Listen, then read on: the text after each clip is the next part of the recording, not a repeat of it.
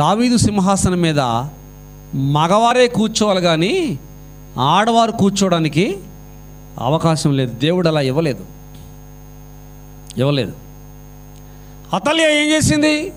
వీళ్ళపైన చర్య తీసుకోవాలంటే, పగ తీర్చుకోవాలంటే నేనే చేయాలి ఏదో ఒకటి అని చెప్పి అతల్య ఓ పని చేసింది. యోధా దేశంలో ఉన్న రాజకుమారులందరినీ చంపించేసింది. కారణం ఏంటో తెలుసా? మరొకడు ఎవడో రాజుగా ఎక్కడానికి వీల్లేదు, ఎక్కకూడదు. నేనే ఉండి ఈ ప్రజల అంతేంటో చూడాలి అనుకుంటుంది. ఆ ప్రజల పక్షంగా ఎవడున్నారు? దేవుడున్నాడు. ఈ అమ్మాయి అందరినీ చంపించేసినప్పుడు తన సొంత కూతురు, యాజకుడి భార్య, చచ్చిపోయిన కొడుకున్నాడే అహజ్య, రాజుగా ఏడాది పాటు పరిపాలన చేసి చచ్చిపోయాడే, అతనికి 42 ఏళ్ల వయసులో ఒక కొడుకు పుట్టాడు. అంతకుముందు చాలా కొడుకులు ఉన్నారు. ఈ అమ్మాయి వాళ్ళని కూడా చంపించేసింది. అంటే మనవల్ని కూడా చంపించేసింది. నా భర్తని ఇలా చేశారా అని చెప్పి కసితో అక్కసుతో కొడుకుని ప్రయోగించింది, కానీ కొడుకు వల్ల కాలేదని చెప్పి తానే ఛార్జీ తీసుకుందాం అనుకుంది. కానీ మనవాళ్ళందరినీ చంపించేసింది. ఆ టైంలో తన కన్న కూతురు యెహోషబతు అని ఒక అమ్మాయి ఉంది, యాజకుని భార్య. ఆ అమ్మాయి గబగబా ఒక ఏడాది పిల్లోడు యోవాషు అని ఒకడున్నాడు, వాణ్ణి చంకలో పెట్టుకుని వాణ్ణి పెంచి పోషించే దాది ఉంటుంది కదా, వాళ్ళు రాజులు కదా, ఆ దాదిని ఈ పిల్లోడిని తీసుకెళ్ళి ఆ అమ్మాయి ఎలాగో దేవుని మందిరాన్ని మూత వేసేసింది. ఆ మందిరంలోకి రాదు. నా భర్త యాజకుడు కాబట్టి నా భర్త అండర్లో పెడదామని చెప్పి ఆ పిల్లవాడిని, ఆ దాదిని తీసుకెళ్ళి దేవుని మందిరంలో 6 సంవత్సరాలు పోషించిందండి. 6 సంవత్సరాలు. అతల్య అనేటువంటి ఆ ముసలిదానికి కనబడనీయకుండా 6 ఏండ్లు పోషించింది, ఎవ్వరికీ తెలియకుండా. యెహోయాదా ఆ అమ్మాయి భర్త పేరు, యెహోయాదా.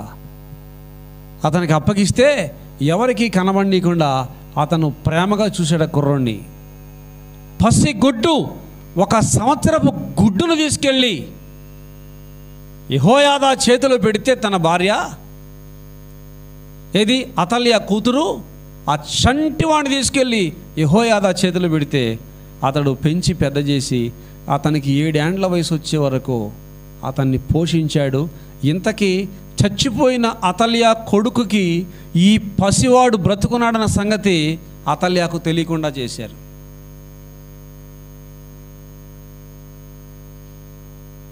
అతను ఎవరు? యూదుడు. అసలు ఆ సింహాసనం మీద ఎవరు కూర్చోవాలి? యూదుడే కూర్చోవాలి. ఆ యూదుడు కూడా ఎవడబడితే వాడు కూర్చోకూడదు, దావీదు సంతానమే కూర్చోవాలి. ఒక రోజున యెహోయాదా ధైర్యం తెచ్చుకుని ఆ పట్టణంలో, యోధా పట్టణంలో ఉన్నటువంటి రాజుల సంబంధులందరినీ పోగు చేశాడు. ఎందుకంటే చాలామందిని చంపేసింది, ఎవరిని లేకుండా చేసేసింది ఈ అమ్మాయి. ఎంత అక్కసండి, ఎంత కక్ష, చంపేసింది. సరే, ఉన్నవాళ్ళు ఎవరైనా ఉన్నారంటే ఆ చిన్న చితగా ఉంటే ఆలోచన చెప్పేటువంటి, ఆ తెలివి జ్ఞానం ఇచ్చేటువంటి ఆలోచనకర్తల్ని, మంత్రుల్ని పోగు చేసి యెహోయాదా ఒక రోజున 6 ఏండ్లు పెంచిన తర్వాత ఒక మాట బయట పెడుతున్నాడు. ఏమని తెలిసిన? దావీదు వంశకుణ్ణి, ఒక వ్యక్తిని దాచాను అని అందరి ముందు ఆ మాట ఆ రోజున సెన్సేషనల్ డైలాగ్, బ్రేకింగ్ న్యూస్ బయట పెట్టాడు. దావీదు వంశస్థుడిని ఒకడిని నేను దాచాను అన్నాడు. ఏమయ్యా, ఎందుకు అలా దాచావు నువ్వు? అతల్య చంపేసింది కదా అందరినీ అంటే, చంపేసింది, కానీ దేవుని వాక్యం ఎరిగిన వాడిని నేను, అందుకే దాచాను. వాక్యం ఎరిగిన వాడవు, రైటే. ఎందుకు దాచావు నువ్వు? ఏ వాక్యము ఆధారం చేత దాచావు అని అడిగారు. అతల్య, బారిన పడకుండా నేను కాపాడాను, 6 ఏండ్లు కాపాడాను. దావీదు రాజుకి ఇవాళ ఆ దావీదు కుటుంబంలో ఇక ఎవరు లేరు, దావీదు వారసులని చెప్పి మీరు అనుకుంటున్నారు కదా, అవసరం లేదు. నేను ఒక వ్యక్తిని దాచాను, అతనే యోవాషు. అతనికి ఇప్పుడు 7 సంవత్సరాలు. ఈ బ్రేకింగ్ న్యూస్ మీరు జాగ్రత్తగా వినండి అని చెప్పి ఆ దేశ పెద్దలందరినీ పోగు చేసి వారందరి మధ్యలో 6 ఏండ్ల తర్వాత ఈ మాట చెప్తాడు. వాళ్ళు అంటారు, 6 ఏళ్ల క్రితం ఈ మాట ఎందుకు చెప్పలేదు అంటే, అతల్యా చాలా పొగరుబోత్తనంగా ఉంది, దేశమంతటిని చాలా దారుణంగా జులుం చేస్తుంది, ప్రజలందరూ వేదనకు గురైపోతున్నారు, కష్టాలకు గురైపోతున్నారు, ఎంతోమంది చచ్చిపోయారు, ఆమె తిరుగుబాటుతనం ఒక నక్సలైట్ వల్లే ప్రవర్తిస్తుంది, కక్షతో పరిపాలన చేస్తుంది, దావీదు సింహాసనం మీద కూర్చోవడానికి ఒక రాజు లేడని మీరు అనుకుంటున్నారు, కానీ ఆ రాజు ఉన్నాడని నాకు తెలుసు, అతన్ని యెహోవా మందిరంలోనే పెట్టి నేను పోషించాను. ఎందుకంటే ఆ మందిరపు తలుపులు అతల్యా అనే ఈ మహమ్మారి దేవుని మందిరాన్ని ముయించింది. కాబట్టి ఇదే సరైన అదను, ఇది ఆ పిల్లవాడు ఎదగడానికి ఆశ్రయ పట్టణంగా ఉంటుందని దేవుని మందిరంలో పోషించాను. నేను ఆయన్ని 6 ఏండ్లుగా పోషించాను. కాబట్టి ఇప్పుడు మన యోధా దేశానికి అతడు దావీదు గోత్రములో ఉన్నటువంటి వ్యక్తి కాబట్టి రాజుగా దేవుడు నిలబెడుతున్నాడు. మీకు ఇష్టమేనా అని అడిగాడు. వాళ్ళందరూ చప్పట్లు కొట్టారు, సంతోషపడ్డారు, అల్లరి చేశారు, ధ్వనులు చేశారు. రాజుని తీసుకొచ్చి రాజు చిరంజీవగునుగాక, రాజు చిరంజీవగునుగాక అని చెప్పి రాజు గురించి చిరంజీవి చిరంజీవి చిరంజీవి చిరంజీవి అని చెప్పి జయధ్వనులు పలికారు. ఈ శబ్దాలు వినింది అతల్యా, కౌరెళ్ళింది. ఎక్కడ పెద్ద గొల్లు జరుగుతుంది మందిరంలో ఏంటో అంటే గబగబా వచ్చింది పరిగెత్తుకుని. దీని వయసు ముసలిది, 60 ఏళ్ళు దాటిపోయి 70 ఏళ్ళకు దగ్గరలో ఉంది. 70 ఏళ్ళకు దగ్గరలో ఉంది. ఆ గొల్లు ఏమిటి అని అడిగింది. అడిగితే యోవాషు అనేటువంటి దావీదు యొక్క చిగురు ఒకడున్నాడు, వాడు రాజుగా నిలబడ్డాడు. ఈ రోజున అతన్నే రాజు చేశారు అని చెప్పన్నారు. ఎలా జరిగింది? నీవు యోధాలో ఉన్నటువంటి రాజకుమారులందరినీ చంపించినప్పుడు అతడు దేవుని చేత తప్పించబడ్డాడు. దేవునికి స్తోత్రం. ఎందుకంటే యోధా చిగురు తుడిచివేయకూడదని చెప్పి దేవుని సంకల్పంలో ఉంది కనుక తుడిచివేయబడకుండా దేవుడే యెహోషబతు అనే అమ్మాయి ద్వారా ఆ పిల్లవాడిని తప్పించాడు. ఆ రోజున తప్పించకపోతే దావీదు గోత్రములో ఏలుబడి చేసే ఒక యూదుడు ఎవడు కూడా ఉండకపోవును. కానీ దేవుడు ఇచ్చిన, దావీదుకి ఇచ్చిన మాట నెరవేర్చుకోవడం కోసం ఆ పసిగుడ్డును దేవుడు తప్పించాడు. రైట్, బాగానే ఉంది. తప్పించాడు. తప్పిస్తే 7 ఏండ్ల కుర్రాడిని రాజుగా చేశారు. తైలం తీసుకొచ్చి అభిషేకించారు. ఎవరో యోధా ప్రజలందరూ, పెద్దలందరూ అభిషేకించారు. అతల్యా ద్రోహము అంటుంది. చూసారా, ద్రోహమా? ఆమె చేసేదేంటి? దేశాన్ని ఏం చేస్తుంది? ఆవిడ సర్వనాశనం చేసేస్తుంది. ఓ ప్రక్క నుంచి దొళ్ళగొట్టేస్తుంది. ఒక తెగులొచ్చి మనుషులు తినుకుంటా వచ్చేసినట్లు ఒక రాక్షసి పొలం మీద పడి, దోమల గుంపు వచ్చి పొలం మీద పడి గింజలన్నీ నాశనం చేసినట్లుగా ఆ అమ్మాయి వెళ్ళిపోయి మొత్తానికి దేశమంతా సర్వనాశనం చేసేస్తుంది.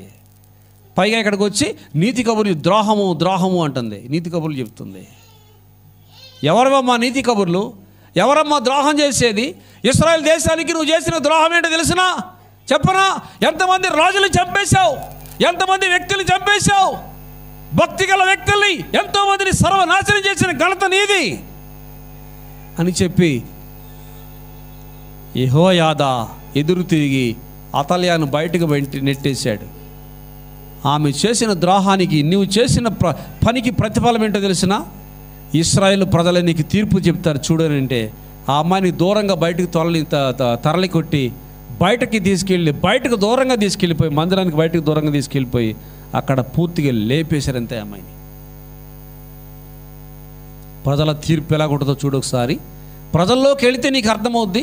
రథంలో వెళ్ళిపోవటం గొప్ప కాదు. ప్రజల్లోకి రా, వారి బాధ ఏంటో, వారి కాంక్ష ఏంటో, వారి కాకేంటో తెలుస్తుంది. నీకెవరు అన్యాయం చేశారమ్మా? నీ భర్తని సమాధి చేయడానికి రాలేదని ప్రజల్ని సంవత్సరాల తరబడి నువ్వు ఇబ్బందులు పెడతావా? నష్టానికి గురి చేస్తావా? సరే, ఆ ప్రజల బాధ ఏంటో ఒకసారి చూడని చెప్పి వదిలితే ప్రజలే చంపేశారు ఆ అమ్మాయిని. యోవాషు ఇప్పుడు యోధా దేశానికి రాజుగా మిగిలిపోయాడు.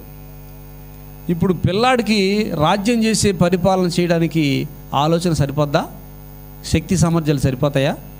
కానీ యెహోయాదా అనే ఈ వ్యక్తి ప్రధాన పాత్ర పోషిస్తున్నాడు. ఇక్కడ చాలా జాగ్రత్తగా వినండి. యెహోయాదా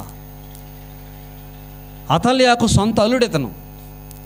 కానీ ప్రధాన పాత్ర ఏంటంటే ఒకే ఒక్క దానికి కట్టుబడ్డాడు యెహోయాదా. దేనికో తెలిసిన, దేవుడు దావీదుకి ఒక వాగ్దానం చేశాడు. శాశ్వత కాలము నా ప్రజల మీద నీ కుటుంబమే రాజుగా ఉంటుంది అని ఒక వాగ్దానం చేశాడు. ఆ వాగ్దానం దావీదు ప్రజలందరికీ చెప్పాడు. అప్పట్లోనే అందరికీ చెప్పాడు. ఎందుకంటే సౌలుని ఎన్నుకున్నాడు దేవుడు. శాశ్వత కాలం రాజుగా ఉండాలని చెప్పి కోరుకున్నాడు దేవుడు సౌలుని. కానీ సౌలు దాన్ని కాపాడుకోలేకపోయాడు. అప్పుడు దాన్ని ఎవరికి ట్రాన్స్ఫర్ చేశాడు దేవుడు? దావీదుకి ట్రాన్స్ఫర్ చేశాడు. ట్రాన్స్ఫర్ చేసిన తర్వాత దావీదుతో అంటున్నాడు, దావీదా, సౌలుకు దూరం చేసినట్టు నా కృప నీకు దూరం చేయను. నా నీతి నియమాలు నువ్వు బ్రతికితే కనుక నీకు నా కృప దూరం చేయను. శాశ్వత కాలం నీవే నా ప్రజల మీద రాజువి. ఎంత గొప్ప సంగతి అండి ఇది! శాశ్వత కాలం నీవే నా ప్రజల మీద రాజువి. ఈ మాట చెప్పగానే దావీదు చాలా సంతోషపడ్డాడు. ఇప్పుడు శాశ్వత కాలము దావీదే ఉంటాడంటే దావీదు కొడుకు వాళ్ళ తరాలేగా ఉండేది. ఆ తరంలో యోవాషు అనేవాడు కూడా దావీదు తరంలో వాడే, దావీదు వంశంలో వాడే. కాబట్టి ఇప్పుడు ఆ 7 ఏళ్ల పిల్లాడిని యెహోయాదా అక్కడ పెట్టాడు. ఎందుకంటే దేవుడు దావీదుకి మాట ఇచ్చాడు. కాబట్టి దేవుడిచ్చిన మాట మనం నెరవేర్చాలంటే నా కొడుకున్నాడు జకర్యా అని యెహోయాదాకి కొడుకున్నాడు. ఆయనే కాదు, ఇంకా కొడుకులు ఉన్నారు యెహోయాదాకి. మంచి మంచి కొడుకులు, భక్తి గల వాళ్ళు ఉన్నారు. అందులో ఎవరన్నా నిలబెట్టొచ్చుగా? సీటు ఖాళీగా ఉందిగా, సీటు ఖాళీగా ఉంది. ఎవరైనా నిలబెట్టొచ్చు కదా? ఎవరు నిలబెట్టలేదు. అది ఎవరి కోసం ఇవ్వబడిందో ఆ సీటు వాళ్ళకి ఇవ్వాలి. అప్పుడే దేవుడి పట్ల మనం చేసిన న్యాయం కనబడద్దని చెప్పి యెహోయాదా యథార్థానికి ధర్మానికి వెళ్ళి ఈ పిల్లవాడిని సీట్లో కూర్చోబెట్టి ఈయన పక్కన కూర్చుని రాజ్యంలోంచి ఎవరైనా వ్యక్తులు వచ్చి న్యాయం కోసం వస్తుంటే రాజుకు నమస్కారం పెట్టిన ముందు అంటున్నాడు. ఈయన వయసు ఎంత? 7 సంవత్సరాలు. మరి రాజుకు నమస్కారం పెట్టమంటున్నాడు. ఆ పిల్లోడికి అందరు నమస్కారం పెట్టి పక్కన కూర్చుంటే, ఏంటి బాబు నీ గొడవ ఏంటంటే, మరి అయ్యగారు చిన్న వయసు కదా, మీకు న్యాయం చేయలేడు, అదేంటో చెప్పండి నేను చెప్తానంటే అప్పుడు ఆ సమాధానం ఈయన చెప్పేవాడు. ఆ రకంగా పరిపాలన చేశాడు రాజు. ఇక్కడ కూర్చుని సింహాసనం మీద కూర్చుని ఏదో పిల్లోళ్ళగా ఆడుకోవటమే తప్ప ఆయన చేసేదేమీ లేదు. కానీ ఈ ధర్మశాస్త్రం ఆయనకి ఇచ్చాడు. ఆ పిల్లాడికి ఇచ్చి, బాబు మీరు దీన్ని చదవండి, మీ నాన్నగారు మీ తాతగారు ఎవరో దావీదు గారు ఈ ధర్మశాస్త్రమే చదివి రాజ్యాన్ని పరిపాలిస్తే ఆ వంశానికే ఇచ్చాడు ఈ రాజ్యాన్ని దేవుడు. కాబట్టి దావీదు వంశంలోనే వచ్చావు కాబట్టి నీవే ఆ సింహాసనానికి అధికారివి. నేను అధికారిని కాదు. నాకు కొడుకులు ఉన్నారు, నాకు వయసు గల కొడుకులు ఉన్నారు, నీకంటే తెలివి గల వాళ్ళు ఉన్నారు. నువ్వు చిన్నోడివి, వయసు వచ్చి ఎరిగిన వాళ్ళు, పరిపాలన చేయడానికి సరిపడా ఈడు గల వ్యక్తులు నా కొడుకులు ఉన్నారు. కానీ నేను వాళ్ళ నా కుర్చీలో కూర్చోబెట్టలేదు. ఆ స్థానం నీదే, దేవుడిచ్చింది. కాబట్టి నీ స్థానం నీకే ఇస్తున్నానని చెప్పన్నాడు. ఇవాళ ఒకవేళ నేనే ఉన్నాను సేవ చేస్తూ ఉండగా నా స్థానాన్ని ఎవరన్నా ఒకవేళ నేను 4 రోజులు లేకపోయేసరికి తీసుకోవడానికి కుదురుద్దా? దైవజనుడు లేడు. దానికి దేవుడు ఎవరు నిర్ణయించారో ఆ చోట్లో వారినే పెట్టాలి. కాబట్టి నాకు వాక్యం వచ్చు కదా, నాకు ప్రార్థన చేయటం తెలుసు కదా, నాకు కూడా నేను ప్రార్థన చేసి దేవుడు వింటాడు కదా అని చెప్పి ఎవరు పడితే వాళ్ళు వచ్చేసి సీట్లో కూర్చుంటా కుదురుద్దా? కుదరదు కదా. ఇదే ఆలోచన చేశాడు యెహోయాదా. ఎంత గొప్ప మనసు అండి! ఈ రోజున అలాంటి మనసు ఉన్నవాళ్ళు ఉన్నారా? సేవకుల్లో కూడా ఉన్నారా?